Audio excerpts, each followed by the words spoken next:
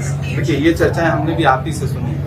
बाकी India alliance अपनी पूरी रणनीति जमीन पर उतारने के लिए लगातार काम कर रहा है। हमारे खासतौर से कांग्रेस पार्टी के सीईसी की बैठकें चल रही हैं, हमारे प्रत्याशी फाइनल हो रहे हैं और उत्तर प्रदेश में अखिलेश जी भी लगातार धरातल पर मेहनत कर रहे हैं। तो उत्तर प्रदेश में खासतौर से चूंकि मैं उत्तर प्रदेश में बैठा हूं समय, इंडिया गठबंधन बहुत मजबूती के साथ चुनाव लड़ेगा और प्रधानमंत्री जी का जो 400 नारे का जो जुमला है वो सिर्फ जुमला है, उसी तरह जैसे 15 लाख का जुमला था। 400 पार का नारा प्रधानमंत्री जी इसलिए दे रहे हैं क्योंकि प्रधानमंत्री जी दरअसल खुद डरे हुए हैं। भारतीय जनता पार्टी का जो इंटरनल सर्वे है उसमें भारतीय जनता पार्टी की सरकार नहीं बन रही है। ये बात भाजपा के अंदर खाने सारे लोग समझते हैं, इसीलिए एक जुमला उछाला है उन्होंने। जमीन पर इस देश का युवा, इस देश का नौजवान, इस देश का बेरोजगार, इस देश की महिलाएं, इस देश के पिछड़े, इस देश के अल्पसंख्यक, इस देश के दलित बहुत परेशान है। इस सरकार ने पिछले 10 साल में विकास के नाम पर सिर्फ कोरी बकवासबाजी की है, जुमलेबाजी की है, उसके अलावा कुछ भी नहीं। महंगाई आसमान को छू रही है। तो भाजपा इस बात को समझ रही है, उसके आंतरिक सर्वे उसे ये बता रहे हैं। तो इंडिया अलायंस बहुत मजबूती के साथ आने वाले दिनों में इस देश में सरकार बनाने जा रहा है और उत्तर प्रदेश उसमें निर्णायक भूमिका अदा करेगा। अखिलेश यादव जी, राहुल गांधी जी जब अभी यात्रा में साथ हुए तो जनता का जो उत्साह रहा वो भी ये बात प्रदर्शित करता है। और बिहार की रैली में जिस तरह से पूरा गठबंधन एकजुट नजर आया और लाखों लोग, 10 लाख से ज्यादा की भीड़ मीडिया की रिपोर्ट में, उसने सारे समीकरण बदल दिए हैं और मुझे पूरा विश्वास है कि नॉर्थ इंडिया भी इंडिया अलायंस को प्रचंड बहुमत देगा। घोषणा पत्र क्या है? युवा न्याय घोषणा पत्र क्या है? देखिए, चूंकि मैं घोषणा पत्र कमेटी का सदस्य भी हूँ, अभी हमने परसों ही मैनिफेस्टो सबमिट किया है कांग्रेस अध्यक्ष को और उसमें राहुल गांधी जी, अभी घोषणा पत्र तो जारी होगा तो आधिकारिक तौर पर आप सारे बिंदु देख सकेंगे, लेकिन राहुल गांधी जी ने जो युवा न्याय की बात की है जिसमें 30 लाख नौकरियां जो केंद्र सरकार के अधीन आती हैं, जो पद खाली पड़े हैं, नरेंद्र मोदी जी ने 2 करोड़ नौकरियों का जो जुमला दिया था उस हिसाब से इस देश के नौजवानों की 20 करोड़ नौकरियां उनके कंधे पर उधार हैं और उसी बोझ के तले भारतीय जनता पार्टी की सरकार को दब के बैठ जाना है। तो राहुल गांधी जी लगातार युवाओं की बात कर रहे हैं, लगातार उनकी नौकरियों की बात कर रहे हैं और ये राहुल गांधी जी का दम है कि आपने देखा होगा कि जब प्रतापगढ़ में यात्रा थी और राहुल जी ने पर्चा लीक के खिलाफ लगातार आवाज उठाई, इधर अखिलेश यादव जी ने पर्चा लीक के खिलाफ आवाज उठाई, तो इस सरकार को एक के बाद एक कई भर्तियां निरस्त करनी पड़ी, योगी सरकार को बैकफुट पे जाना पड़ा। तो इस देश का जो इस समय सबसे बड़ा मुद्दा है वो युवाओं की नौकरी है। हम लगातार उस पर ध्यान केंद्रित कर रहे हैं। भारतीय जनता पार्टी मंदिर मस्जिद की राजनीति करती है, नफरत की राजनीति करती है, हम मोहब्बत की राजनीति करते हैं। हम नफरत के बाजार में मोहब्बत की दुकान खोल रहे हैं और हमें पूरा विश्वास है कि देश इंडिया अलायंस को इस बार जरूर सत्ता के लिए चुनेगा। केरल के अंदर भारतीय जनता पार्टी एक मुस्लिम व्यक्ति को टिकट दिया है। अब तक ये आरोप लग रहे थे कि भाजपा मुसलमान को प्रत्याशी नहीं बना। कांग्रेस किस नजरिए से देखती है इस बात? मेरा सवाल प्रधानमंत्री से सीधे सीधे ये है कि मुख्तार अब्बास नकवी, जफर इस्लाम, एमजे अकबर जो राज्यसभा में थे वो कहाँ हैं?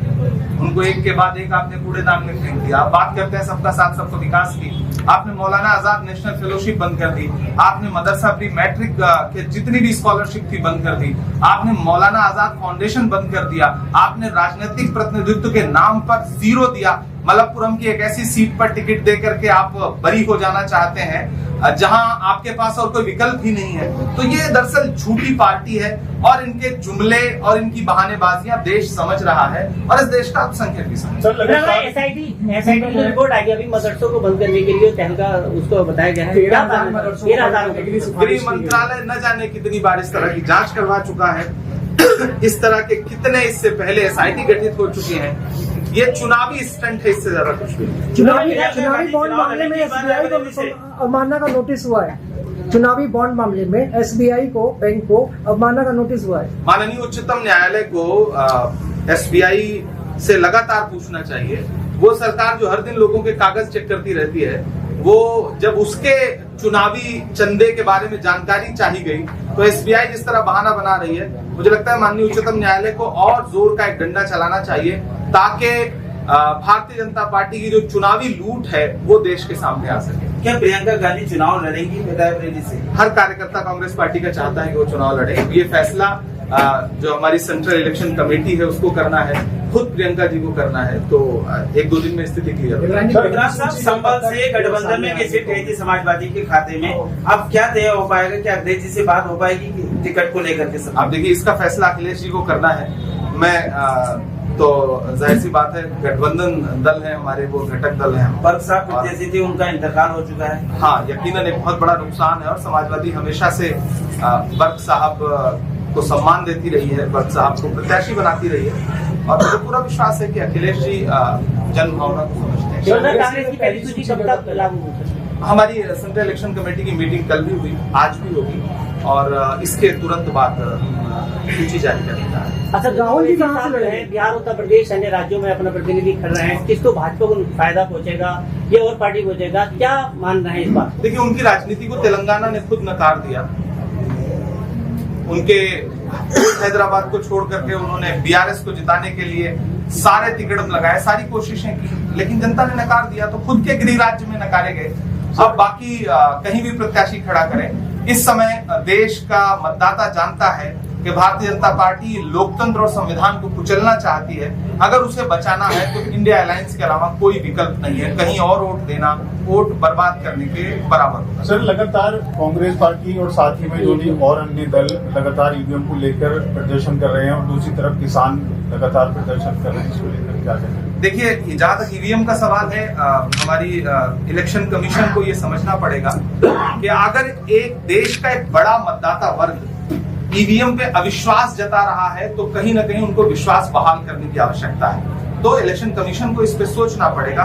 समय समय पर तमाम ऐसे बिंदु आते हैं, तमाम ऐसी घटनाएं सामने आती हैं जिसमें लगता है कि हाँ, स्थिति ठीक नहीं है। ऐसे में इलेक्शन कमीशन को चाहिए कि फेयर इलेक्शन के लिए और मतदाताओं का विश्वास बहाल करने के लिए हर संभव कोशिश उठाए। रही किसानों की बात, तो कीमत तो बहुत बढ़ गई शहरों में धान की, लेकिन विदा न हो सकी बेटी किसान की। मौका मिला तो लोगों ने कुर्सी के वास्ते तस्वीर ही बिगाड़ दी हिंदुस्तान की। भारतीय जनता पार्टी की सरकार 700 किसानों की शहादत की जिम्मेदार है। पिछले वर्ष जब सिंगू बॉर्डर पे किसान जो है वो प्रोटेस्ट कर रहे थे, आज प्रधानमंत्री जी एक कैंपेन चला रहे हैं कि 140 करोड़ का परिवार है मेरा। तो मैं प्रधानमंत्री जी से पूछना चाहता हूं कि उस परिवार में किसान आते हैं या नहीं? अगर आते हैं तो जो 700 किसान शहीद हुए हैं उनके घर आप कब जा रहे हैं? उस 140 करोड़ के परिवार में कठुआ, हाथरस, उन्नाव, सोनभद्र की बेटियां आती हैं या नहीं? अगर आ रही हैं तो फिर आप अपराधियों के साथ क्यों खड़े हैं? आप ओलंपिक पदक लाने वाली बेटियों के साथ क्यों नहीं खड़े हैं? क्या वो आपके 140 करोड़ परिवार का हिस्सा नहीं है? अगर है तो वो अपना मेडल, ओलंपिक मेडल ले जाके आपकी चौखट पे रख रही हैं और आप अपना दरवाजा तक नहीं खोल रहे हैं। जंतर मंतर पे उनको घसीटा जा रहा है। इससे जाहिर होता है कि प्रधानमंत्री जी के 140 करोड़ के परिवार में न किसान आते हैं, न महिलाएं आती हैं, न इस देश का युवा आता है जिसको नौकरी के नाम पे लाठियां दी जा रही है, चाहे वो लखनऊ हो, चाहे इलाहाबाद हो, हर जगह पर्चा लीक हो रहा है। प्रधानमंत्री जी के 140 करोड़ परिवार में न गरीब आते हैं, सिर्फ चंद उद्योगपति दोस्त आते हैं। 140 करोड़ परिवार में न इस देश का अल्पसंख्यक आता है, न दलित आता है, न पिछड़े आते हैं। तो प्रधानमंत्री जी को अब ये जुमला बोलना बंद करना चाहिए। उनका परिवार 140 करोड़ का नहीं, चंद उद्योगपतियों का। एक लोकसभा चुनाव से पहले कहीं ना कहीं सीए लागू करने की जरूरत प्लानिंग जो कर रही है, क्या लगता है इसके पीछे क्या स्ट्रेटेजी? ये सारी इस तरह के जो भी एक्ट ये लाना चाहते हैं कि जनता का ध्यान भटकाना चाहते हैं। जनता सवाल पूछ रही है, आटा, चावल, दूध, दही, पनीर, छाछ, लस्सी पे जीएसटी क्यों लगाई? कफन पे जीएसटी क्यों लगाई? पेंसिल पे जीएसटी क्यों लगाई? इनको सबको क्यों महंगा कह दिया? गैस सिलेंडर 400 का 1100 के पार कैसे कर दिया? पेट्रोल डीजल 58 रुपए का 100 रुपए के पास कैसे कर दिया? जनता इस पे सवाल पूछ रही है। भाजपा कहती है लीजिए हम आपको सीए दे रहे हैं, भाजपा कहती है लीजिए हम आपको यूसीसी दे रहे हैं। इससे आम जनता का क्या फायदा? आप दुनिया से किसी भी देश से ला करके लोगों को नागरिकता दीजिए। इससे पहले भी आप देते रहे। आपने सलमा आगा को नागरिकता दी, आपने अदनान सामी को नागरिकता दी, किसी को क्या आपत्ति हो सकती है? लेकिन उसको इवेंट बनाना, उसको कानून बनाना, दरअसल भाजपा मुद्दों से ध्यान हटाना चाहती है। इसलिए इस तरह के इवेंट ऑर्गेनाइज करके जनता का ध्यान मुख्य मुद्दों से हटाना चाहती है। वो आपको सीए पे ले जाएंगे, वो आपको यूसीसी पे ले जाएंगे, लेकिन आप उनसे सवाल पूछिए, आटा, चावल, दूध, दही, छाछ, पनीर, पेट्रोल, डीजल महंगा कैसे हुआ? इमरान जी, नीतीश के बाद बड़ा चेहरा नवीन पटनायक एनडीए में शामिल हो रहा है, क्या कहना चाहिए? आप ये देखिए कि एक बड़ा चेहरा चिराग पासवान है, एक बड़ा चेहरा उपेंद्र कुशवाहा है। ये लोग प्रधानमंत्री की मीटिंग में क्यों नहीं आए बिहार में? एनडीए का कुनबा टूटने जा रहा है, बिखरने जा रहा है। और अगर प्रधानमंत्री जी से मेरा सवाल है कि आपको ये विश्वास है कि 370 पार 400 पार, तो फिर आप ये कांग्रेस के छोटे छोटे नेताओं को भी, विपक्ष के छोटे छोटे नेताओं को भी तोड़ के ज्वाइन क्यों करा रहे हैं? कल तक नारा दे रहे थे कांग्रेस मुक्त भारत का, आज कांग्रेस युक्त भाजपा हो गई है। कांग्रेस के ही तमाम नेता भारतीय जनता पार्टी में शामिल हो गए हैं, उनको राज्यसभाएं दे रहे हैं, उनको मंत्री पद दे रहे हैं। क्या भाजपा के पास योग्य कार्यकर्ताओं का अभाव है? अगर नहीं है तो फिर कांग्रेस से नेता बुला करके उनको पद क्यों दिए जा रहे हैं? दरअसल प्रधानमंत्री जी इस बार चुनाव की सच्चाई जानते हैं, इवेंट ऑर्गेनाइज करके फिर से सरकार बनाना चाहते हैं, लेकिन चाय 2 बार खौलाई जाती है तब तो आप पी सकते हैं, तीसरी बार जहर बन जाती है। Thank you.